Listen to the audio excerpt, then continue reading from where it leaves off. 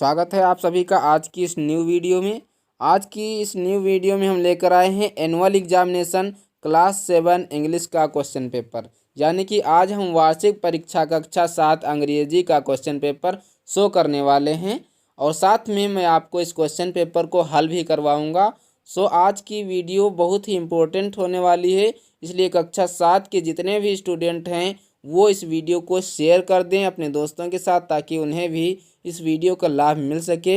यह बहुत ही important question paper है। ऐसे ही क्वेश्चन आपको आपकी वार्षिक परीक्षा में देखने को मिलेंगे। तो चलिए हम वीडियो को स्टार्ट करते हैं। सबसे पहले आपको क्वेश्चन पेपर मिलेगा, उस पर आपको रोल नंबर डाल देना है अपना, और उसके बाद अपना नाम डाल देना है। और यहाँ पर देख पाएंगे कि टाइम लिखा है 2.5 घंटे। आपको 2.5 घंटे के अंदर ही इस क्वेश्चन पेपर को करना है और आपको कोई भी क्वेश्चन छोड़ना नहीं, ये भी आपको ध्यान देना है। और टाइम की ज़्यादा से ज़्यादा शॉर्टेज रहती है, इसलिए आपको टाइम देख करके अच्छे से सारे क्वेश्चंस को करना है। यहाँ पे लिखा है मैक्सिमम मार्क आपके 100 का है, ये पूर्णांक यानी कि आपका इसका 100 का पूर्णांक है। और चलिए बढ़ते हैं अपने प्रश्न की तरफ। तो नोट दिया गया है कि अटेम्प्ट ऑल द क्वेश्चंस, आपको सारे प्रश्नों को अटेम्प्ट करना है। और पहला जो आपका प्रश्न है, ट्रांसलेट इनटू हिंदी, इसको आपको हिंदी में ट्रांसलेट कर देना है। इस गद्यांश को आपको हिंदी में ट्रांसलेट कर देना है और आपको यहाँ से 10 नंबर मिलेंगे। तो चलिए हम इसको ट्रांसलेट करते हैं। आपको मैं जैसा बोल रहा हूँ वैसा आपको अपनी नोटबुक में लिखते रहना है और इसका आपको ट्रांसलेट इस प्रकार से करना है जैसे मैं आपको बताऊँगा। मैं आपको एक बात और बता दूँ कि अगर आपको वीडियो की क्वालिटी यानी कि वीडियो क्लियर नहीं दिख रही है, साफ नहीं दिख रही है, तो आपको अपने वीडियो की क्वालिटी बढ़ा लेना है। इसके लिए आपको अपने यूट्यूब सेटिंग में जाना है, वहाँ से जा कर के आप अपने वीडियो की क्वालिटी को बढ़ा लें। अगर 240 है तो आपको 360 कर देना है, आपको अच्छे से वीडियो दिखाई देने लगेगी। और अगर अच्छे से दिखाई दे रही है तो आप अच्छे से देखें। तो चलिए हम गद्यांश का ट्रांसलेट करते हैं। पहला है, the Ganga is our national river, Ganga हमारी राष्ट्रीय नदी है। इसके बाद है, it is one of world heritage, यह संसार की एक विरासत है। The Ganga is the life line of India, Ganga Bharat की जीवन रेखा है। एंड और one of the most important, और एक बहुत ही महत्वपूर्ण रिवर्स नदी है ऑफ आवर कंट्री, हमारे देश की, और हमारे देश की एक बहुत ही महत्वपूर्ण नदी है। इसके बाद है, the Ganga begins it's journey from Gomukh, Ganga Gomukh से निकलती है। इसके बाद है, Gomukh is a cave, cave means होता है गुफा, गोमुख एक गुफा है ऑफ आइस, बर्फ की, इन द हिमालय, हिमालय में बर्फ की गोमुख एक गुफा है। तो इसका इस प्रकार से आपको ट्रांसलेट हिंदी में कर देना है। मैं आपको जैसा बताया हूँ वैसा आपको ट्रांसलेट कर देना है और आपको वीडियो बैक करके भी देख लेना है, आपको ट्रांसलेट अच्छे से कर लेना है। इसके बाद दूसरा प्रश्न है, आंसर द फॉलोइंग क्वेश्चंस, ये 15 नंबर का प्रश्न है। आप देख पाएंगे यहाँ पर 5 प्रश्न दिए गए हैं, 3 नंबर का एक प्रश्न है। तो चलिए पढ़ते हैं इसको हम। लिखा है, what is poem all about, poem, पूरे पोएम किसके बारे में पोएम में बताया गया, इसका आंसर आपको बताना है, स्वयं लिखना है, क्योंकि मैं क्वेश्चन का आंसर नहीं लिखवा पाऊँगा क्योंकि इसमें टाइम ज़्यादा लगेगा और आपके लिए टाइम नहीं है। मैं आपको इस क्वेश्चन पेपर का हल ज़रूर बता दूंगा। तो बी है कि which is the national river of India, Bharat की राष्ट्रीय नदी कौन सी है। तो यहाँ पे मैंने अभी बताया कि the Ganga is our national river, यह आपको अपनी उत्तर पुस्तिका में लिख देना है। इसके बाद सी है कि why was Gayatri excited, Gayatri उत्सुक क्यों थी, इसका आंसर आपको याद होगा, वो आपको लिख देना है। इसके बाद डी वाला है, where did Rubina's father work, Rubina के फादर कहाँ पर कार्य करते थे। तो लिख लेंगे कि Rubina's father worked at a factory, एक फैक्ट्री में वह कार्य करते थे। इसके बाद ई वाला है, where did the Rachel go for her vacation, जो रैकल थी वह अपनी छुट्टियां बिताने कहाँ जा रही थी? तो इसके लिए आपको पता होगा कि वह मैसूर जा रही थी। तो लिख लेंगे कि Rachel go for her vacation to Mysore, spend her vacation to Mysore. इस प्रकार से आपको करना है। आपके क्लास टीचर ने, सब्जेक्ट टीचर ने आपको इन सारे क्वेश्चंस के आंसर अवश्य लिखवाए होंगे और आपको उन्हीं क्वेश्चन के आधार पर, इन्हीं क्वेश्चन के आधार पर आपको उनके उत्तर देने हैं। जैसे कि आपके क्लास टीचर ने, आपके सब्जेक्ट टीचर ने लिखवाया है, वैसे आपको लिखना है। इसके बाद तीसरा प्रश्न आपका है कि write T for true and F for false, यानी कि सत्य के लिए टी और असत्य के लिए एफ फिल करना है, एफ लिखना है। तो ये 5 नंबर का प्रश्न है। पहला है my mother takes care of me, मेरी माता मेरी देखभाल करती हैं।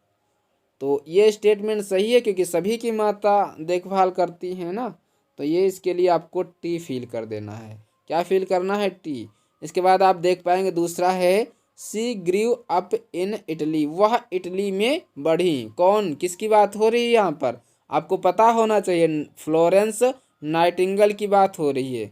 तो ये स्टेटमेंट भी सही है क्योंकि वो इटली में बढ़ी थी। तो ये इसके लिए आपको टी फिल कर देना है। इसके बाद है the king gave the gold coin to the people, राजा ने सोने के सिक्कों को प्रजा में बांट दिए, प्रजा को दे दिए।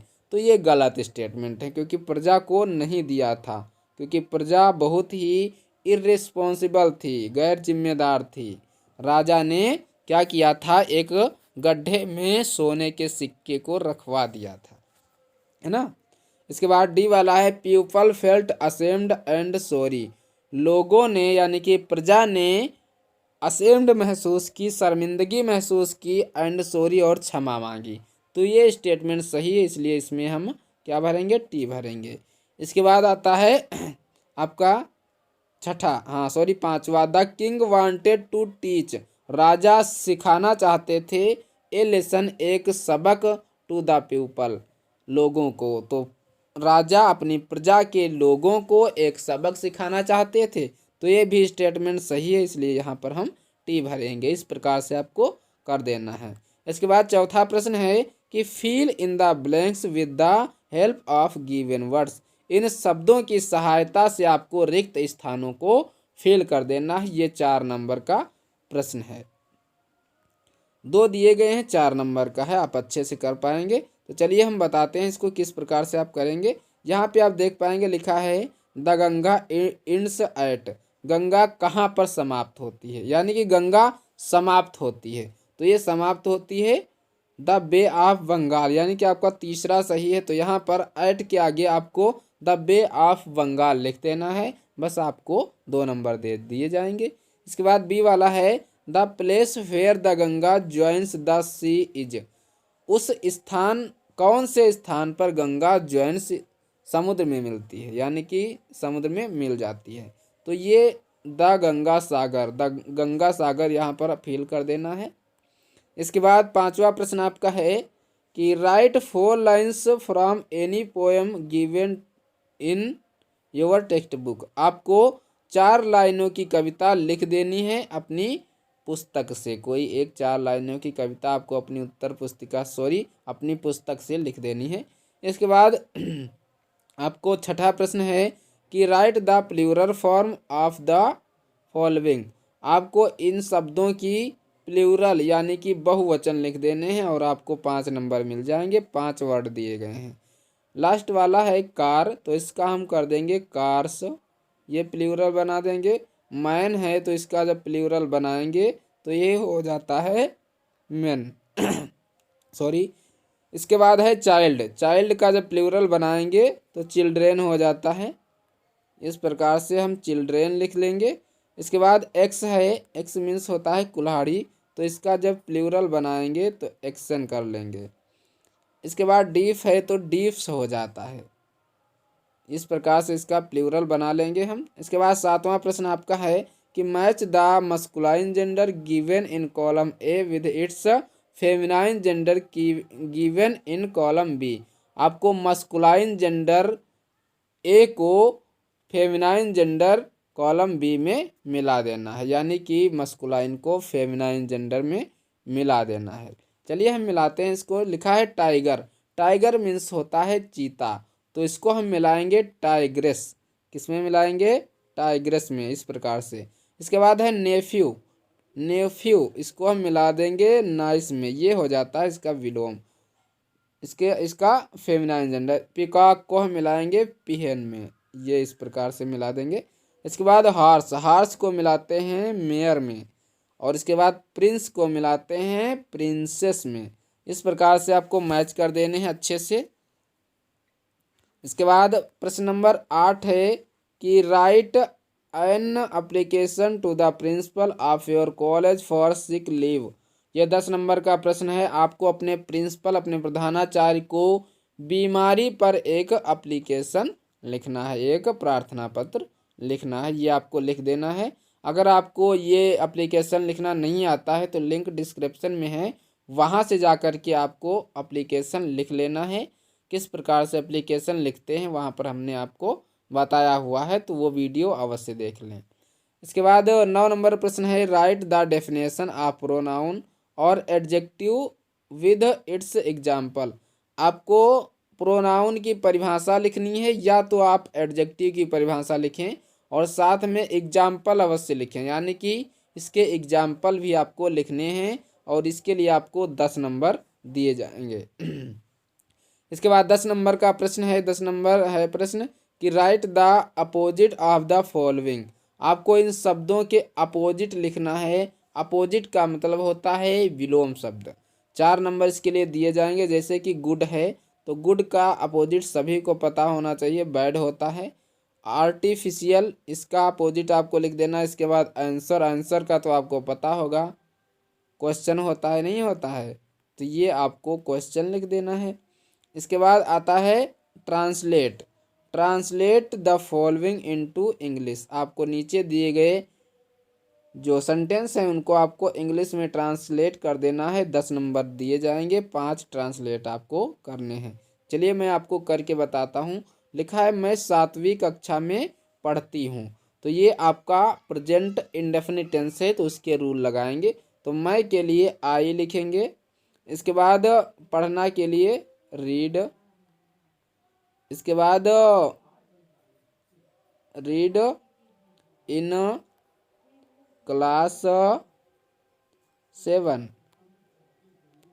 इस प्रकार से आपको ये पहला वाला बनाना है, आई रीड इन क्लास 7। ये आपका मैं कक्षा 7वीं में पढ़ती हूँ। इसके बाद आता है दूसरा आपका वह अखबार पढ़ रहा है।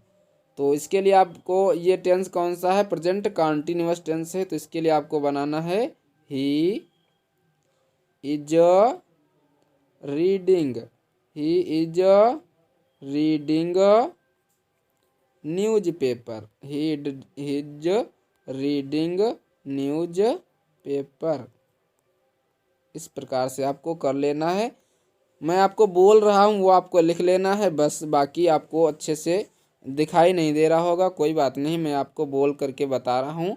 He is reading news paper, वह अखबार पढ़ रहा है। इसके बाद है तीसरा है कि हाँ हम लोग कल विद्यालय गए थे। इसका आपको स्वयं बनाना है और आपको बना करके डिस्क्रिप्शन में अवश्य लिखना है, यानी कि आपको कमेंट बॉक्स में इसका ज़रूर लिखना है और आपको बताना है कि ये कौन सा टेंस है। इसके बाद चौथा हम बनाने वाले हैं कि आप खेल चुके हैं। तो आप खेल चुके हैं, इसके लिए आपको बनाना है कि ये पास्ट कौन सा टेंस है? Present perfect tense. तो इसको हम बनाएंगे यू हैव प्लेड, इसमें थर्ड फॉर्म लगती है ना, तो यू हैव प्लेड, ये इस प्रकार से करना है। यू हैव प्लेड, तुम खेल चुके हो। इसके बाद तुम कहाँ जा रहे हो, ये प्रेजेंट कंटीन्यूअस टेंस है, लेकिन कौन सा है? इंट्रोगेटिव है। तो इसके लिए आपको बनाना है कहाँ है, तो कहाँ को हम सबसे पहले लिख लेंगे वेयर। इसके बाद are you, where are you going, where are you going. इस प्रकार से आपको कर लेना है, तुम कहाँ जा रहे हो। इसके बाद प्रश्न नंबर 12 है कि right A composition on any one of the following. आपको किसी एक पर कंपोजिशन करना है यानी कि निबंध लिखना है। 12 नंबर का ये निबंध है। आपको 4 सब्जेक्ट दिए गए हैं, my mother, my school, Holi, Republic day. तो ये 4 में से किसी एक पर आपको कर देना है, आपको कंपोजिशन लिखना है, निबंध लिख देना है। तो ये था आपका कक्षा 7 अंग्रेजी का क्वेश्चन पेपर। तो आज की वीडियो कैसी लगी आपको कमेंट बॉक्स में कमेंट अवश्य करना है। तो अगर आपको वीडियो अच्छी लगी है तो वीडियो को लाइक करें, चैनल को सब्सक्राइब करें और अपने दोस्तों के साथ इस वीडियो को शेयर करें।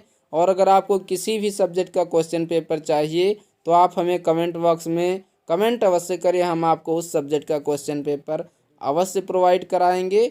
और मैं आपको एक बात बता दूं कि आपकी परीक्षाएं बहुत ही नज़दीक हैं, इसलिए आपको तैयारी जारी रखनी है। अच्छे से आपको अपनी तैयारी करते रखना है ताकि आपको अच्छे से मार्क्स प्राप्त हो सकें। और आपको जिस प्रकार से हमने क्वेश्चंस बताए हैं ऐसे ही क्वेश्चंस आपको आपकी वार्षिक परीक्षा में देखने को मिलेंगे। तो आपको अपनी तैयारी, अपने क्वेश्चन आंसर, अपनी ग्रामर सभी आपको अच्छे से तैयार करके रखना है।